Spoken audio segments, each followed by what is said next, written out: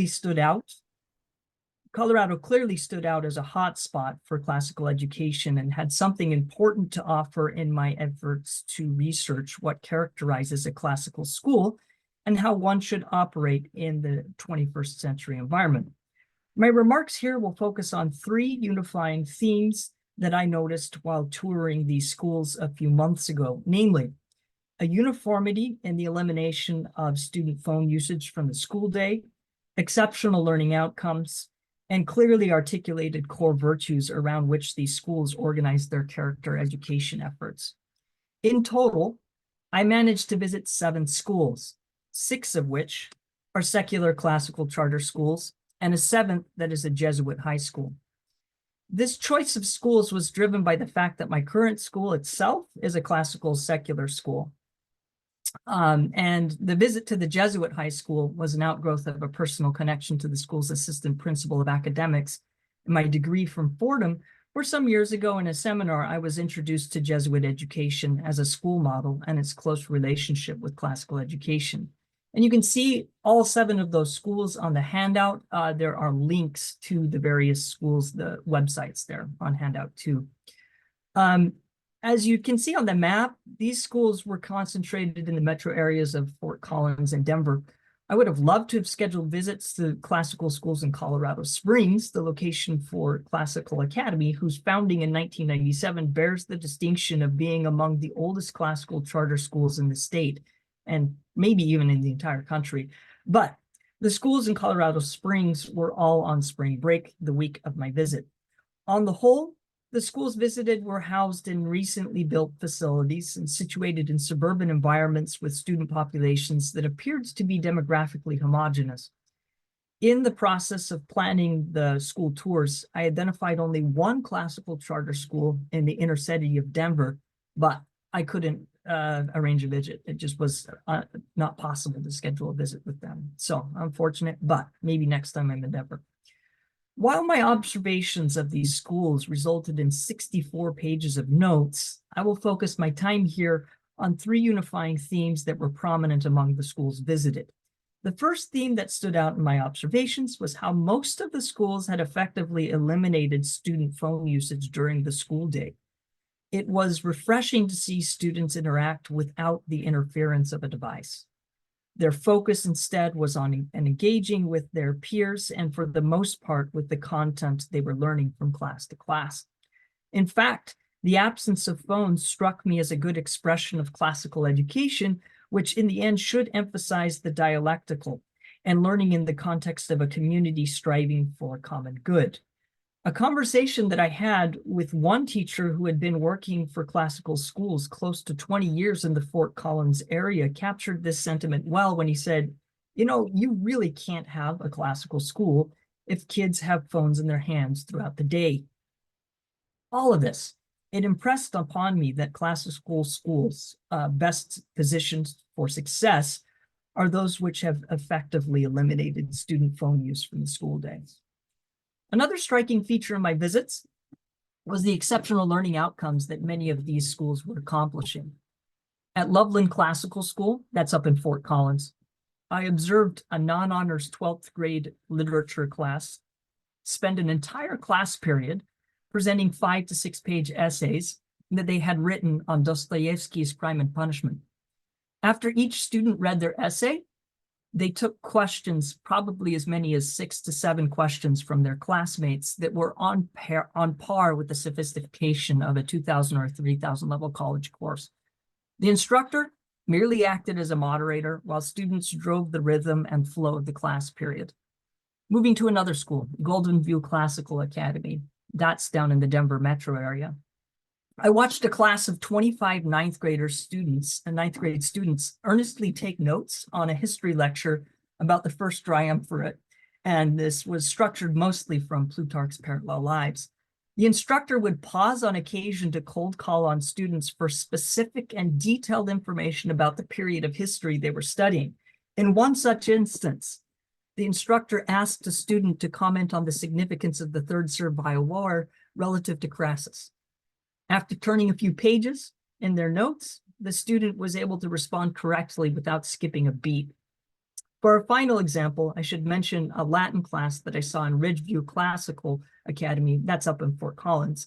And this class was conducted almost entirely in Latin. It was really fun to see. The class objective was to learn the function and structure of purpose clauses. And when a student asked to raise their hand to go get some water, the instructor prompted them to use this, or say that, ask, using a purpose clause. Dic latine were her words. And she, after some initial reluctance, the student eventually pieced together the words to utter their request. It was fantastic. By the way, this was an 8th grade class. One might be inclined to attribute the caliber of the learning outcomes at these schools to the homogeneity and financial stability of their student demographics. This may very well play a role, but it is no reason to assume that because a school serves a diverse population of students that they're less capable of extraordinary learning outcomes. If anything, diversity in the demographics of a classical school should give educators at such schools all the more incentive to determine how to replicate the successes of classical schools elsewhere as a part of an effort to offer proof that classics are indeed for all, regardless of the privilege that one does or does not have. The most remarkable feature I observed was how a number of these schools fully embraced the idea that a classical education earnestly strives to teach students to be good human beings. They weren't merely content with a general hope that their curriculum and efforts to foster a constructive school culture would produce the kind of humans they were aspiring to cultivate, but rather explicitly named the behavioral characteristics that they valued teaching and practicing as a community. These schools in my visits tended to describe them as core virtues, a sample of which you can see in handout 3, and which I'm also showing here on the slide. Even more compelling were the 2 or 3 schools which gradually developed their core virtues by first sitting down in their initial years, sitting down with their founding families to ask them a basic but profound question.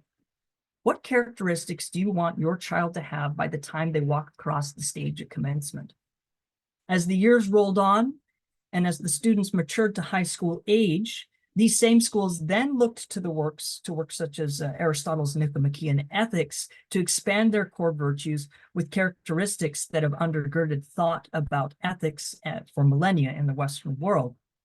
It is difficult to assess how much genuine buy-in there is among students for a school's core virtues from a single school visit, but what I can say is how impressed I was by the efficient class transitions, constructive peer-to-peer interactions, and consistently high levels of engagement when in class.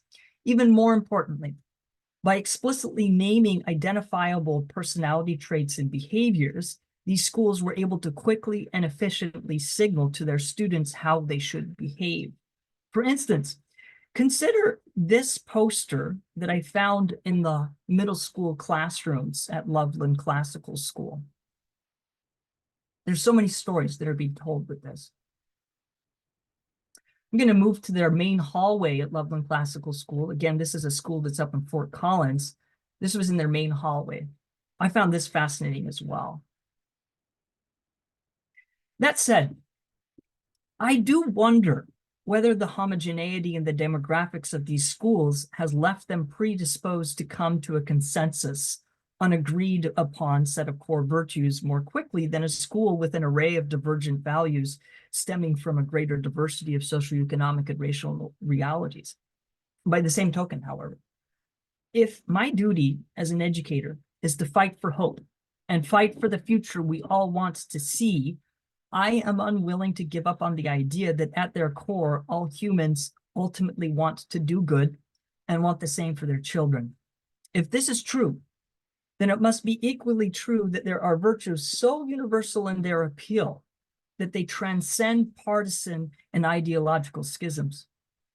It's my hope that in the years ahead, I can determine what these virtues are and in turn employ them in a way to define classical education as an enterprise which unifies and draws together different views in the pursuit of a common good, rather than as a tool to reinforce partisan divides so manifest in our present context. That's it. Thanks. I love that. That was so. Does anyone have any questions for Bryan about that? What he shared so far. I want to see if there's any more. I don't think Sure appreciated it. anybody. I have to leave, so I just want to say goodbye and thank you. Thank you. Thank you, Chris. Thank you so much. You're welcome. Bryan, thank you so much for sharing that. Again, just another story of how what we observe happens with the classical tradition as it moves about. I think as you all know, the theme for all the speakers was to speak on all of our stories. What stories do we want to share? Like for me, if I had a chance, I would share about the classical tradition in Hawaii.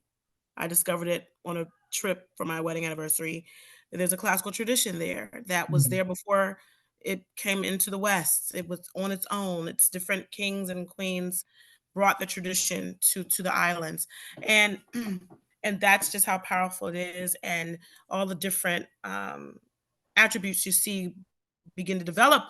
I think that's why it spreads, because as you share this tradition, once you have the courage to share this tradition, you begin to see so many amazing things happen in the young people that are affected by it. We're going to take a 10-minute break. And if you still have questions, you can always ask them at any time. And then we'll be back with the last two speakers. We have Dr. Shana O'Connell, who teaches in the classics department at Howard University. She will be sharing her work on art, ancient art, and empowerment. And I'm really excited. We used to work together when I taught there. Then we'll end on a beautiful musical note with ancient lyric Bettina de Guzman, who will be talking about how she shares ancient music with the world.